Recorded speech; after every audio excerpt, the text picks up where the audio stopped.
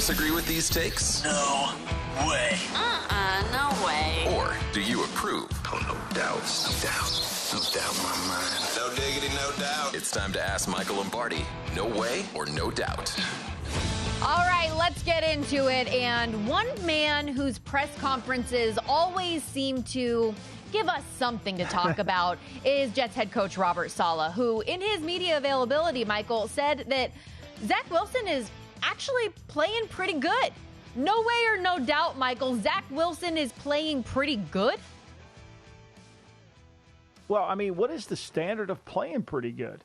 I mean, you're supposed to win games if you're playing well, right? So my question would have been to Mr. Saleh, if he's playing so good, then how come we've lost 2 games in a row?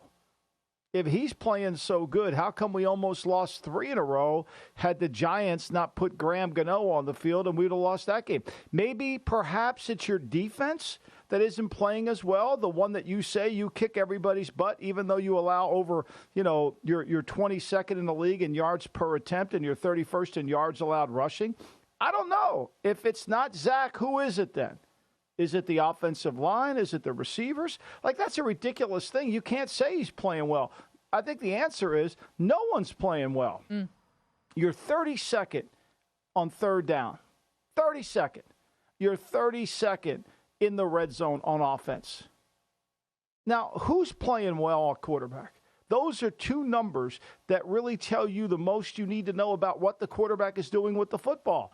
Making good decisions on third down. You can go through it. I mean, when you go through what makes the Josh Allen situation so confusing is on 1st and 10, Josh Allen has thrown the most interceptions in his career, 19. On 2nd and 10, he's thrown 17. But on 3rd and 10, a down that's really challenging where you're really going to get into a lot of trouble, he hasn't thrown that many. He's thrown 7. So, like, if he's not converting third down, he's not putting the ball in the end zone, what is he doing good?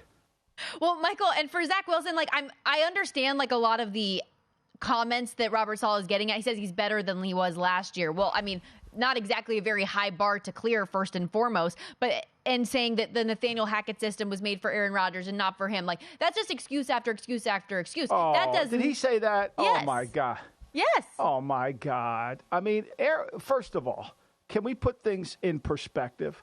First of all, the Nathaniel Hackett offense goes back to his father, Paul, who I worked with in San Francisco starting in 1984. Paul Hackett's offense is the West Coast offense. It is the most friendliest quarterback offense in the history of professional football, started by the guy behind me, Bill Walsh. Okay? So, that offense is suited for a quarterback. It's a rhythm passing game that allows the quarterback to get rid of the ball and have options. Don't even try to insult my intelligence in saying Nathaniel's offense is for Aaron Rodgers. It's not. I mean, that's just really stupid. That's really, really dumb. Every quarterback, Carson Wentz, every quarterback that plays within the system, it highlights their skill set. So if the West Coast offense isn't what Zach wants to run, what is it that he's supposed to run? And why wouldn't Nathaniel change the offense to fit the quarterback? Isn't that what a coach is supposed to do? One would think, Michael, I would prefer Robert Saleh just continue to plead the fifth than lie straight to all of our faces. Yeah, That's all that I'm saying. Oh my God. Could you imagine if he was a mafia boss and he was Santo Trafficante and his lawyer would be going crazy. He would put his hand over the mic constantly shut up, you're going to jail for 50 years. You're probably going to go to jail for 200 years, you keep talking. So good. Zach Wilson, 1 touchdown in the last 5 days. Jets do not plan on making a quarterback change. Another team not making a quarterback change, Michael, the New Orleans Saints. Head coach Dennis Allen saying Derek Carr remains in concussion protocol, but his right shoulder checked out and that they're not considering a move at quarterback. When he gets healthy, he will be the starter. No way or no doubt, Michael, the Saints might be in better hands with Jameis Winston at quarterback. What do you think? No doubt. I think the players love Winston. Now, look, Winston's, you're too young to remember. There was a pitcher in baseball named Phil Niekro. He was a knuckleballer. He used to win 20 games, he'd lose 20, right? He was, he could win and lose. Winston's kind of like Phil Niekro. He can win you 20, he could lose you 20. He could throw 3 interceptions, and he could throw 3 touchdowns. But what Winston does have, different than Carr's, he's got leadership skills. The players buy into him. Now, what Carr has is the guaranteed contract. Winston doesn't have that, right? Winston doesn't have that. But if you ask that locker room, who's the guy that's going to win for us at the end, I think it'll be Winston. But I don't think they can afford that based on signing him to this contract. And I would love to know, who was their competition to pay him $40 million? We talk about third down, right? I just got done ripping Zach Wilson and Saleh for being bad. Carr's 22nd in the league on third down.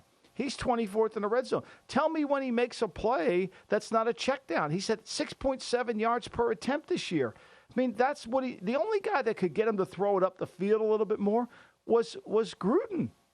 That was it. Everything else, check down Charlie. Yeah, that is the perfect nickname to use. A 4-year, $150 million deal, $100 million in guaranteed money for ye old Derek Carr. Let's go to his former team, Michael, because now we've seen Antonio Pierce and the Raiders reel off back-to-back wins. No way or no doubt that the Raiders will continue to win and eventually remove that interim label for Coach Pierce. Well, no doubt they'll remove the interim label. Winning, there's no way they're going to keep winning. Now, will they get to 8 wins? They could. They're playing hard.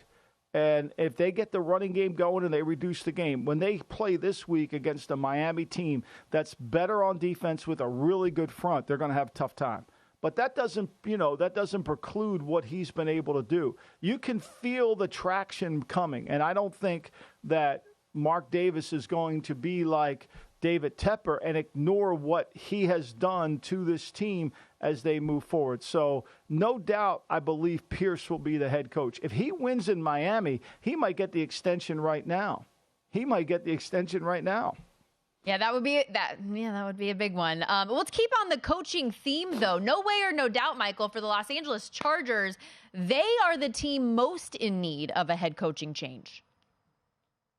Well, we've been saying that for 2 years, right? If your specialty is defense and you can't stop anybody, especially a good quarterback, then I don't know what are we doing? You fired Joe Lombardi. This is a little bit like Sean McDermott.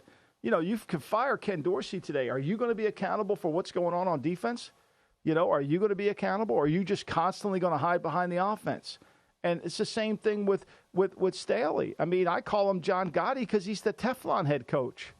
He's John Gotti Staley. Nobody can get him. Nobody can get it. It's like he's absolves himself of everything. Look, no one's talking about him being on the hot seat, but the guy's won 6 Super Bowls. He's on the hot seat. There's no question.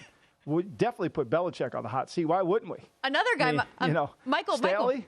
Another guy who's not on the hot seat, according to The Athletic, is our guy Arthur Smith. He's got supportive ownership. He's unlikely to be fired. Why would you? The one thing I've learned doing this for 5 years, Stormy, is every week you look at these coaches' numbers straight up and against the spread. Now, Mike Shanahan was never great against the spread, but sometimes they're fairly telling. I don't always agree. I think the betting community's too hard on Mike McCarthy. I think the betting community was probably too hard on Pete Carroll. But there is some truth to being able to win games. Arthur goes in there. He's playing Arizona. He throws it 21 times. They can't rush, and they can't make any plays in the back end. And if you spend all these draft picks on receivers, you're not going to get them the ball? Okay, I'm going to hit you with one more. We've got 60 seconds left here in the segment. Right. No way or no doubt, the Lions won't lose another regular season game. The remaining schedule, Chicago, Green Bay, the Saints, Chicago again, Denver, Minnesota, Dallas, Minnesota. No way. They'll lose another game, and they may do it on purpose just because they want to keep their people healthy. But they're a good team. Look, the one area, and let's not forget this, remind each other of this as we go forward. When they play a good quarterback, they're going to struggle to cover. That's an interesting point. I feel like the Lions are just really, really good. And you wonder if their defense is going to be able to have enough in the back end of the schedule, because they do play a couple. I mean, obviously you have to play the Vikings twice, the Cowboys, who can light it up. I wonder if their defense will hold up. But they've been really, really fun this season, and I certainly hope that they can keep it up the back end of the year. Go to VSiN.com/subscribe to become a VSiN Pro subscriber today.